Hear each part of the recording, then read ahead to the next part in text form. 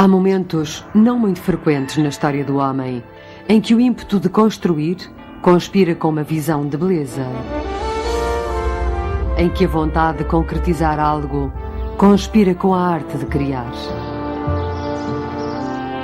E desta singular combinação nasce uma coisa rara, uma obra prodigiosa, uma obra que nos detém, que nos faz reter a respiração, que parece clamar: contemplem aquilo que podemos fazer. Estas obras são fruto da própria criação do homem, persistentes testemunhos de uma luta eterna, a necessidade de deixar uma marca num mundo efêmero.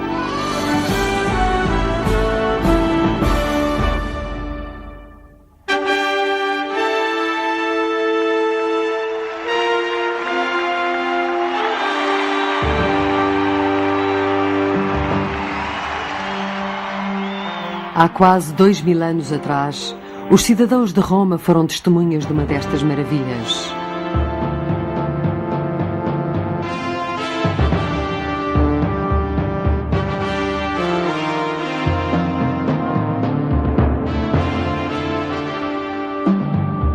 Aqui, no local onde o imperador Nero construíra um sumptuoso palácio com um lago artificial, um novo imperador, Vespasiano, quis deixar a sua marca. Não com uma grandiosa mansão para o seu próprio deleite, não com um templo para apaziguar os deuses, mas com um imenso palácio para o povo, um anfiteatro para acolher os jogos, competições e rituais, que eram então os mais importantes acontecimentos públicos na capital.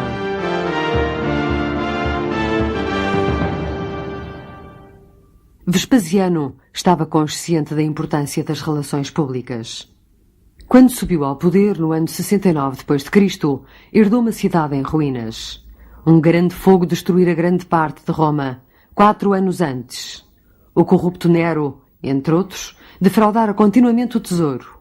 E o Senado romano estava dividido em facções hostis após 2 anos de guerra civil. Vespasiano, em breve, anunciou um novo plano.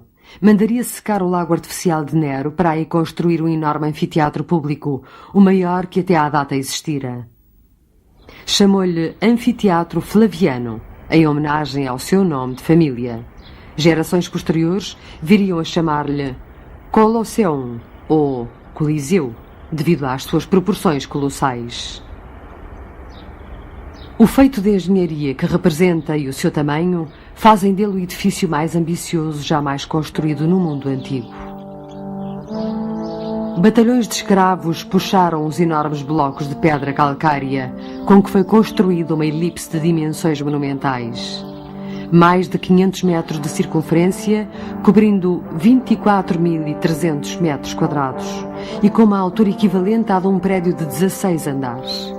Os arcos e pilares foram construídos primeiramente, seguindo-se as paredes laterais, enchidas com uma rocha vulcânica mais leve, chamada pómez. Com capacidade para 50.000 espectadores, o Coliseu tem praticamente o tamanho do Observatório de Houston. Os atuais construtores de estádios ainda se baseiam no engenhoso sistema de entradas e passagens aqui experimentado pela primeira vez. Ao nível do solo, contam-se 80 arcos que formam 76 entradas numeradas. Os patronos seguravam bilhetes onde estava estampado o seu número de entrada e conseguiam encontrar os seus lugares de modo tão eficiente que toda a estrutura podia ficar cheia em menos de 10 minutos. No interior, O lugar de honra era uma tribuna de mármore onde o imperador se sentava com toda a sua corte, incluindo as virgens vestais. Na bancada superior sentavam-se os simples cidadãos, por cima destes os forasteiros e os escravos, e por último, em bancos de madeira, as mulheres e os pobres. Até nos jogos públicos, a classe e o estatuto social eram os princípios da organização. Mas por que tão impressionante edifício para a prática dos desportos? Nos primeiros tempos de Roma, os jogos públicos chamados circos ocorriam apenas em dias sagrados, com o fito de apaziguar os deuses da cidade. Mas durante a época de Jesus, os torneios, as caçadas de animais selvagens e as corridas de quadrigas haviam-se tornado uma obsessão entre os romanos. Qualquer imperador que se prezasse dava ouvidos à advertência do historiador Juvenal. Nestes dias, apenas duas coisas preocupam um cidadão romano: panem et circenses, pão e o grande jogo. A obra espetacular de Vespasiano demoraria menos de 10 anos a ficar completa. E embora ele não vivesse para ver a obra concluída, ela permanece ainda hoje o símbolo de toda uma civilização. Os romanos já haviam provado ser os melhores engenheiros que o mundo conhecera. Aperfeiçoadores do arco e da cúpula, construtores de estradas, aquedutos, pontes e termas. Apesar da estética romana ser de inspiração grega, a sua tecnologia era basicamente original. Perto dali, no Panteão, uma imponente cúpula de cimento parece flutuar sem esforço no espaço. Um tão grande anel de cimento fundido, atravessado por um único feixe de luz, só voltaria a ser tentado no século XX.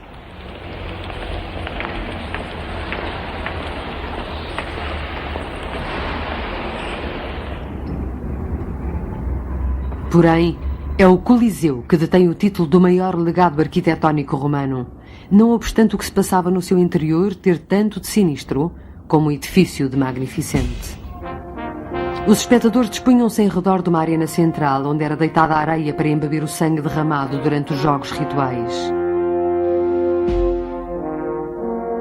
No dia da inauguração, no ano 80 d.C., o novo imperador Titus, filho de Vespasiano, abriu o anfiteatro com uma macabra caçada de animais selvagens.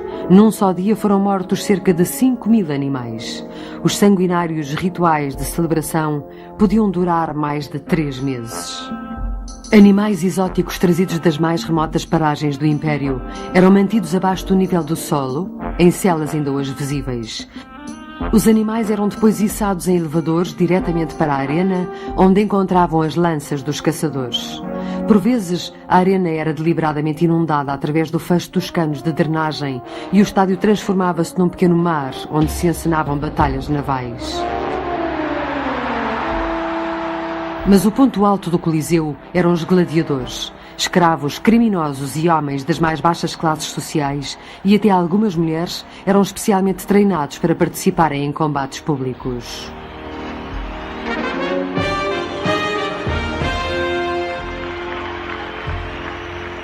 Ave César, nós os que vamos morrer te saudamos.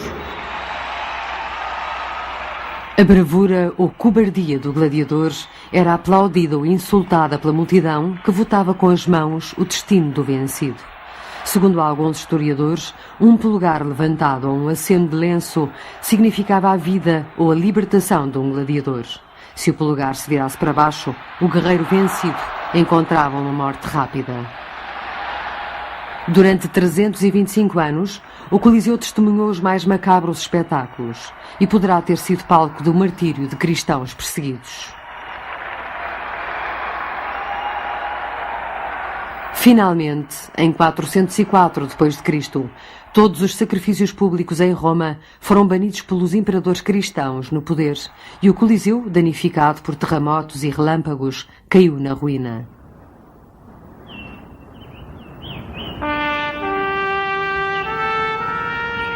Ao longo dos séculos, o Coliseu foi-se transformando numa pedreira de mármore, pilhado pelos pretensos Césares das novas eras.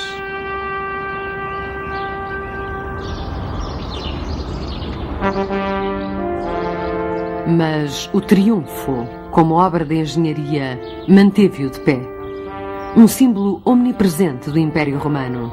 daquilo que ele teve de mais magnificente e de mais depravado.